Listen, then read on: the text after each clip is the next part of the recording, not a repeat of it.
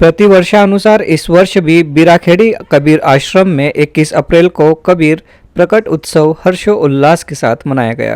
कार्यक्रम में भजन, सत्संग, चौका विधान, नामदान, पान प्रसाद एवं भोजन भंडारा संपन्न हुआ।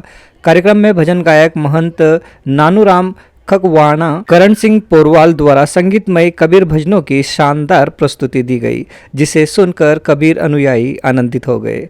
श्री नंदकिशोर पोरवाल द्वारा कबीर साहब के जीवन पर अपने विचार प्रकट किए तथा साथ ही प्राइम हॉस्पिटल एवं रिसर्च सेंटर के संचालक डॉक्टर पवन कुमार चिल्लोरिया ने कहा कि कबीर साहब जी की वाणी में झलकता अमृत ज्ञान जो हमारे तन, मन और आत्मा को पवित्र करता है। कबीर जी की वाणी भगवान की खोज में सहायक होती है। कबीर साहब अपने जीवन में निम्न जाति के लोगों को धर्म और जाति की गुलामी से आज़ादी दिलाने के लिए लड़ते रहे। वे जीवन भर मानव सेवा के प्रति समर्पित रहे। कबीरदास जी ने कहा कि ईश्वर एक है जो निराकार है और वे केवल हृदय में बसते हैं। कबीरदास जी ने धर्म और पूजा के नाम पर होने वाले आडंबरों का विरोध किया। वह धर्म के कट्टरपन के घोर आलोचक थे। उन्होंने भेदभाव को बुलाकर हमेशा भाईचारे के साथ रहने की सीख दी। डॉक्टर चिल्लोरिया ने आगे कहा कि कबीर ने गुरु की महत्ता को प्रतिपादित किया है। उन्होंने गुरु को ही सर्वोपरि माना है। आध्यात्मिक एवं तत्व ज्ञान एवं व्यवहारिक ज्ञान के बारे में कबीर साहब ने जो बताया वो आज के आधुनिक जीवन में सभी के लिए हितकारी है। कबीर जी की जो शिक्षाएं है वह तार्किक, सारगर्भित और उपयोगी है। कबीरदास जी ने जो ज्ञान का मार्ग बताया उस पर चलकर हर धर्म और जाति के व्यक्ति अपना जीवन बना सकता है। कार्यक्रम में मुख्य रूप से कबीर प्रकट उत्सव समिति के अध्यक्ष मानसिंह अग्रवाल, उपाध्यक्ष राजाराम मालवीय, महासचिव संतोष परिहार, कोषाध्यक्ष राजेश दांगी सहित अन्य कबीरपंथी उपस्थित रहे। देखिए पूरी खबर। जो शूद्र समाज के अलग अलग जाति है, हम लोग बलई समाज में है, कोई दूसरी समाज में होगा, कोई तीसरी समाज में है, जिन्हें शूद्र बोला गया था, उन लोगों को गुलाम बना के रखा गया था। और कबीरदास जी ने देखा कि ये क्या हो रहा है।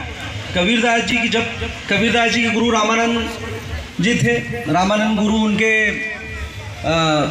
उन्होंने उन्हें गुरु बनाया। वो भी बड़ी मुश्किल से उनके गुरु बनाए। उन्होंने बहुत मिन्नतें की। शायद कबीरदास जी ने रिक्वेस्ट की और तब जाके उन्होंने, रविदास जी के भी गुरु थे।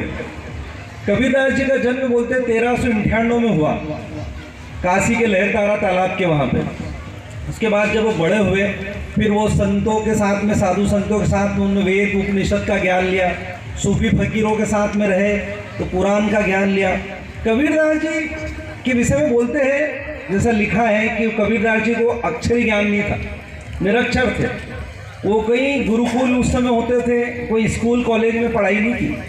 लेकिन कबीरदास जी ने जो अपनी चेतना थी उसी से जो देखा, तो जैसे अभी सर ने बोला कि देखा देखी की बात है, ये कोई लिखा नहीं है ना, ये उन्होंने महसूस किया, उन्होंने ऐसा जाना, ऐसा पाया, वही बात उन्होंने बोली। उन्होंने कहीं शास्त्र नहीं पढ़े और जो बात उन्होंने कही उसमें उन्होंने आत्मा और परमात्मा का मिलन भी स्पष्ट कर दिया अपने व्यावहारिक उदाहरणों से। कबीरदास जी जो बोलते थे वो किसी शास्त्र में लिखा हुआ नहीं है, वो खुद एक शास्त्र थे, वो स्वयं ब्रह्म थे। उनकी वाणी ही अंतिम बात थी। और आप बाद में अगर हम दूसरे धार्मिक ग्रंथ पढ़ेंगे तो उनमें भी वही बातें लिखी जो कबीरदास जी ने कही है। कबीर की जो सबसे महत्वपूर्ण बात थी, जो हम और आप जुड़े हुए उनसे, वो था उनका जातिवाद का, समाज का जो खंडन, मतलब उसके विरोध में उन्होंने जो अभियान छेड़ा था। उस समय कबीरदास जी बोलते 120 साल इस दुनिया में रहे। तो 120 साल में उन्होंने, समझो 20 साल की उम्र तक तो व्यक्ति छोटे से बड़ा ही होता है, तब तक समझते ही नहीं है। 18-20 साल के बाद में वो उनका सारा एक्टिविटी चालू हुई होगी। तो 100 साल कबीरदास जी ने काशी जैसे शहर में, जो धर्म की सबसे बड़ी नगरी होती थी, जहाँ शास्त्रार्थ होते थे, वहाँ खड़े होकर बीच चौराहे पे, जो कबीरा खड़ा बाजार में, जो एक लाइन बोलते हैं, बीच बाजार में, पूछे सबकी खैर ना काहू से दोस्ती ना काहू से बैर। तो उस समय वो वहाँ खड़े होकर बोलते थे कि ये गलत है। तो कबीरदास जी समाज सुधारक थे, सबसे बड़े समाज सुधारक थे पहले, 625 साल पहले।